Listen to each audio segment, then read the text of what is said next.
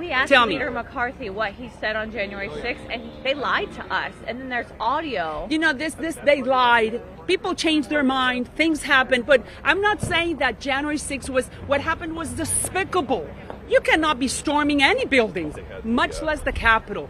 But then why don't we move forward? And why don't we start thinking what's happening right now? But no, the media doesn't want to do that because it's not convenient. It doesn't produce headlines. So did you listen to the McCarthy audio that was released?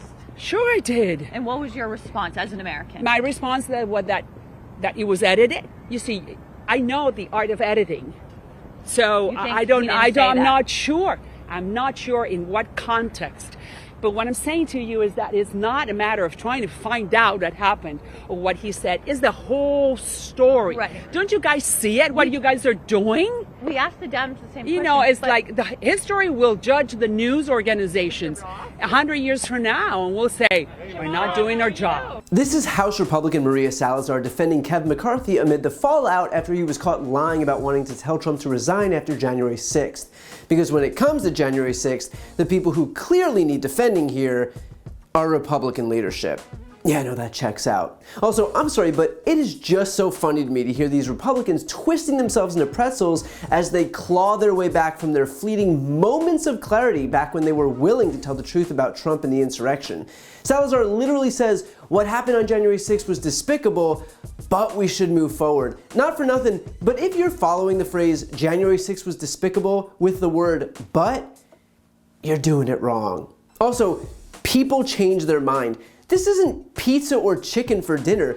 This is whether or not a violent insurrection on the US Capitol, wherein a mob sought to assassinate elected officials who didn't bend to the whims of Donald Trump, should be condemned. Like, are insurrections okay now? Is inciting insurrections okay now? Is lying about inciting insurrections okay now? If not, then what on God's green earth is there for you to change your mind about? She then criticizes the media for focusing on January 6th when what we should be doing is looking forward. I always find it so interesting how Republicans will focus on issues like Benghazi for years when they feel like it suits them.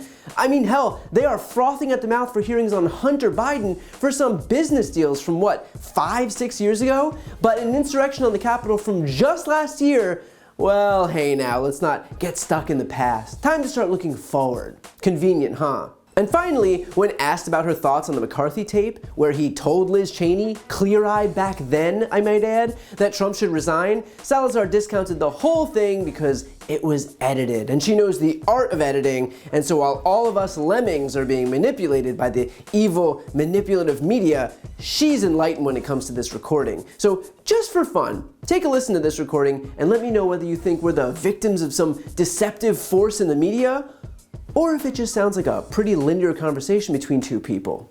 Liz, you on the phone? Yeah, I'm here. Thanks, Kevin. I guess there's a question. When we were talking about the 25th Amendment resolution, Yeah.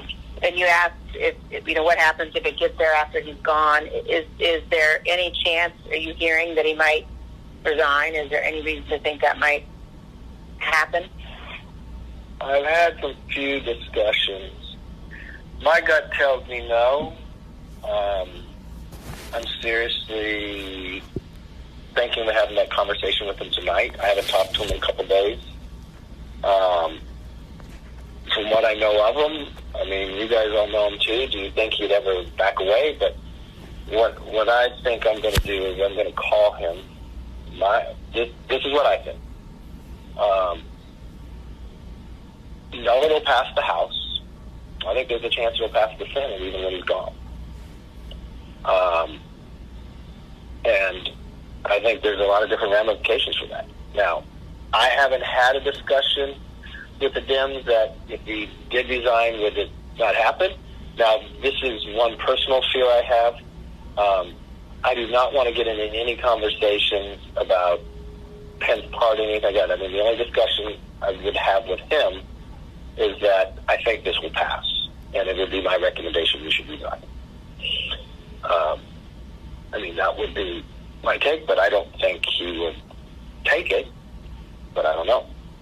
Yeah, look, I'm no forensic genius, But I'm pretty sure that was just a regular phone call between Kevin McCarthy and Liz Cheney saying some pretty rational things until McCarthy decided to put his political future above this country. But sure, Maria Salazar, you can just keep claiming it was edited because you're incapable of acknowledging objective reality. Salazar even says that history will judge the news organizations, and she's absolutely right. Those ones that sat idly by, or worse, that spread the dangerous propaganda that allowed the attack on the US Capitol in the first place, you bet they'll be judged. And so will members of Maria Salazar's own political party who continue to knowingly push the lie that this election was stolen with zero proof other than Donald Trump's own inane ramblings and wish casting. This is a group of people who knows the truth, who will admit that truth behind closed doors and on phone calls, but who spreads disinformation and distortions when they're talking to their gullible supporters. So yeah, history will have some harsh judgment, but not for the people who Maria Salazar thinks. To see more videos like this, click the subscribe button right here on this screen. And if you want to support my work, subscribe to my podcast, No Lie with Brian Tyler Cohen. I cover the most important stories each week, and my guest is always one of the top political figures, including Vice President Kamala Harris, Jen Psaki, Elizabeth Warren, Pete Buttigieg, Nancy Pelosi, Katie Porter, Cory Booker, and so many more. The podcast link is also right here on this screen, so give it a listen and subscribe on Apple Podcasts, Spotify, or wherever you listen to podcasts.